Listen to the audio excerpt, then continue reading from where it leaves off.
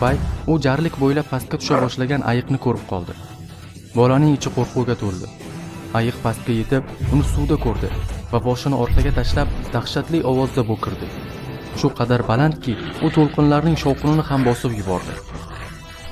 U shuncha masofadan ham dahshatli darajada ulkan ko'rinardi. Qirg'oqdagi ulkan toshlar uning yonida mittidek edi. Ayiq suvga deyarli chayqalmay kirib, qirg'oqdan itarildi va to'g'ri unga tomon suza boshladi.